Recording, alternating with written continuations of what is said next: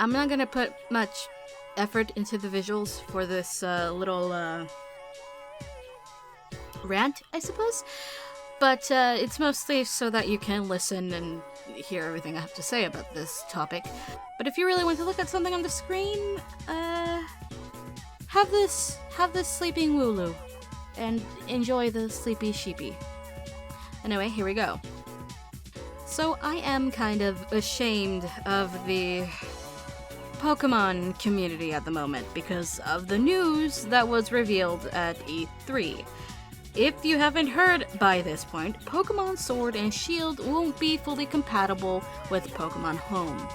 Only Pokemon that are in the Galar Pokédex would be available to be transferred into the game. There is no National Dex.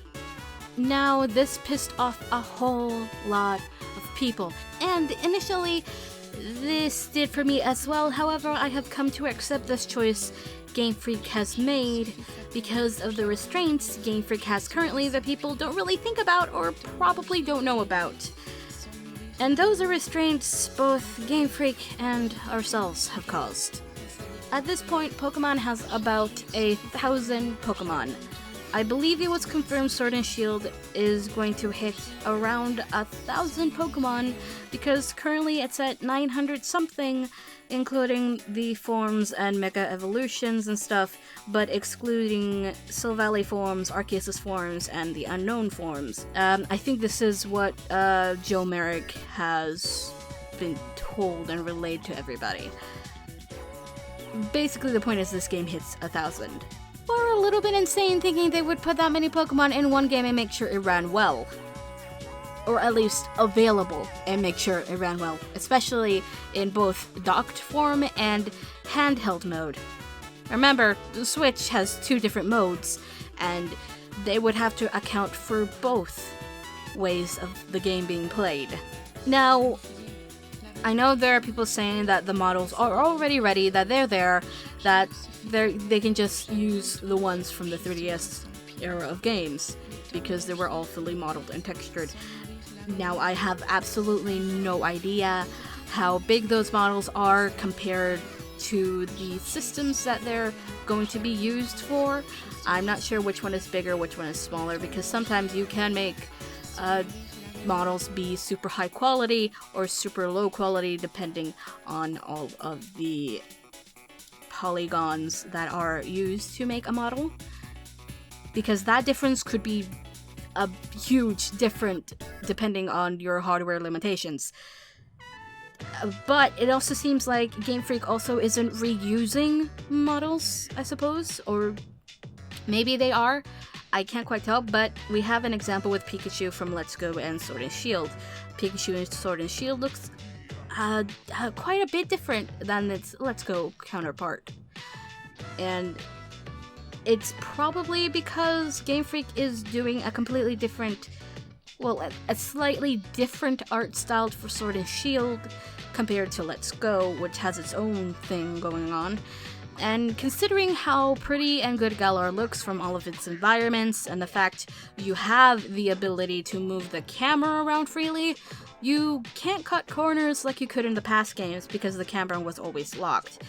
That ability of the lock camera is now removed and you can move the camera freely, so yeah, everything has to look pretty much nice. Second, Game Freak has about 143 employees. Compare that to Nintendo, who has over 5,000 employees. Not everyone that's part of Game Freak is a programmer or designer or modeler, etc, etc. There's also the fact Game Freak doesn't just work on Pokemon anymore. Maybe people forget this fact, hell, even I did a couple of days ago, but Game Freak since 2012 has been releasing other games outside of Pokemon, which would mean they would have at least 2 or 3 different teams. Now for Ultra Sun and Ultra Moon, I believe this was the game that was set to have the newer members at Game Freak take a swing at trying to improve the original Sun and Moon, while the veteran team split up and started both Let's Go and Giga Wrecker Alt. And later, they all got together to work on Town once Let's Go was released and Giga Wrecker Alt became golden and ready for release. That just actually happened in May. That game released for the Switch in May. and I believe other consoles. I could be wrong, but that game came out and Nintendo didn't really do much advertising for Giga Wrecker Alt. That is a series that Game Freak is known for and has been doing for a bit now. Now, my theory is that the newer team that worked on Ultra Sun and Ultra Moon are the ones that are working on Sword and Shield. So currently, what we know of is that there are 2 games in development at Game Freak. Sword and Shield, which is about to go gold a couple of months from now before it's shipped and to be released. And we also know about Town. Now, I say Town is being worked on by the veteran team, as they want to make this as good as a game as they can, and want it to be a separate thing that they can be known for that's as good as Pokemon. So who's better to do that than the ones that have been working on Pokemon for years and probably suffering from burnout? You know who else has burnout? Sonic Team? Well, I suppose they do work on the Puyo Puyo games also, but despite that, they do also have other IPs that they could make new games for, including Knights, Burning Rangers, Billy Hatcher, or Phantasy Star. Third of all, yes, animation would cost time for this game. I may not be an expert in 3D or 2D animation, but having dabbled in it for high school classes and even trying to animate some previews for Ties of Fate in 2D animation, that takes a lot of time and effort, and especially if you're working in a group and making sure everything seems alright. 3D may be a little easier to animate, but the way Sword and Shield is handling it, especially with its facial animation, a lot of us were almost convinced the game would have voice acting since the facial animation is so good, along with the body language. If that cost us the Pokédex, just so we don't have to look like a madman who's glad the world is burning, that's fine with me. It's why I love the cutscenes in Let's Go, because we actually reflected the emotion of happiness, frightened, sadness, determination, etc., etc. Fourth, this is also kinda our fault, but also Game Freak. Look, we've gone from a 3 to 2 year release to a 1 year release, and that's not a good thing. The first thing that pops in my head about 1 year releases is Assassin's Creed. We all know what happens with yearly releases, and that's not a good thing. It's going to wear Game Freak thin releasing Pokemon games year after year after year at this point, be it a new mainline game or a remake, and that's because Pokemon is insanely popular and the community just wants more and more of it. The game that releases a new region basically means it's time for the anime to wrap up the last game's content and get ready for the new adventure and come up with new designs and stuff like that. It also means the card game has to prepare for the Galar set that's going to release probably 6 months after the game's release date. Once Game Freak puts a release date on a new Pokemon game, it's said and done. There's no going back. They won't take it back. But, Light, they can delay the game, I hear you say. They could, but they won't. Once it has a release date. Like I said, the anime and card game depends entirely on the next game's release, and if they delayed it, I expect the same flaming chaos that's happening right now due to people claiming that having all Pokemon available ruins the game. And if you don't believe me, there wasn't really much of a reaction when we knew that Fire Emblem Three Houses got delayed. It's also not like Animal Crossing New Horizons that also got delayed. However, that didn't go unscathed. Nintendo actually lost about $1 million in stock once the delay was announced. Nintendo took quite a big hit when that was said and done. So now, if Nintendo lost that much in stock and trust because they delayed Animal Crossing, which is a very, not as big as Pokemon, but a very close-knit casual audience, please imagine what would happen if you delayed Pokemon. Do you see what could happen if they came out right now and said they were delaying it to next year? You don't have to just worry about the fan base at that point. At that point, you also have to, kind of worried about the investors and the whole foundation of Game Freak at that point. They can't delay this game to fit all of your favorite Pokemon. I'm sorry. However, the two options that I can see them doing is, one, patching the game once Pokemon Home is ready to be released to the public. After all, we don't know when next year it's coming out. That's right, you guys don't even have access to Pokemon Home for at least maybe 6 months after Sword and Shield is out, and you're already complaining about that shit?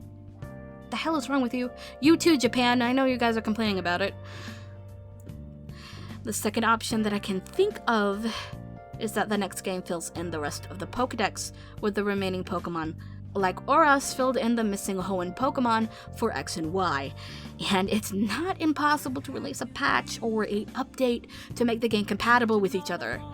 After all, if they worked on getting all 1,000 Pokemon modeled, animated, and programmed all in this same game, we could get another game-breaking glitch like the one in X and Y that happened when you saved in Lumiere City when the game first released. And oh, would you look at that, Game Freak actually released a patch to fix that little problem. This is what happens when you get rushed games. Here's another thing. Something wasn't correctly translated during the Treehouse event, apparently, and I'm not sure if this is completely correct, because sometimes translations, depending on who you ask, either be rushed or professionally, there's going to be some kind of variation. Basically, Masuda said that they were going to cut down the Pokemon to fit with that region for that specific adventure and style going forward from Sword and Shield, which will be the start of this new policy. And then the next game would have a different rotation of Pokemon that fits that new or old region instead of having all Pokemon available in one region. And this makes sense. If they want Pokemon to feel like an actual, real, active world, with the addition of the free camera and the Pokemon in the overworld, they have to limit Pokemon that will live in that region. For example, you don't see every single Pokemon in the Detective Pikachu movie. I personally saw that movie, and I was kind of amazed that everything in Rhyme City felt like a breathing, harmonic environment with both wild and tamed Pokemon. If that's what Game Freak is going for, making a region actually feel like a region for once isn't that bad. They can limit themselves to 400 or 500 Pokemon and focus a bit more on the story, the characters, the design, and the ecosystem that would work in a region if it was a real world you would visit. After all, kangaroos are indigenous in Australia, but you won't find as many outside of that part of the world living in the wild. Sure, you might be able to find them in zoos, but they have to make their space as close to their native home as possible. A good example of this is the Kilimanjaro Safaris Tour, which is a wildlife reserve in Disney World. I visited this last year, and they transformed the entire place so much that it looks like you were actually in another part of the world, and that type of immersion is what I think Game Freak would be going for if they kept doing this sort of rotation thing with limiting Pokemon generation after generation. Now, to end this, all I can say is that I'm happy they made this choice. It's probably going to be around 400 or 500 Pokemon, which is a lot already, and probably in line with the Sinnoh Pokedex. I'm just happy because it means I can focus on using the newer Pokemon, and not by default going to my usual crew of Lucario and Arcanine. By the way, that's the point of me with the Pokemon games, seeing what new Pokemon Game Freak came up with, and trying them out with some I haven't used before, and creating a new team. I'm fine with this choice they made. I just felt I needed to say something about this whole thing, and now it's out here. I might have rambled a bit, and even if I don't really know much of development with games, it's still an art form a lot of people put hard work into, and if they can't deal with something one way, they have to go another way, even at the risk of backlash. And as an artist myself, I completely understand why they had to do it this way. Also, if you haven't noticed, Nintendo is stopping crunch time. If it wasn't obvious with Three Houses, and it definitely wasn't obvious with Animal Crossing New Horizons, they also don't want the people working for them to be completely burned out. They don't want them to be completely stressed.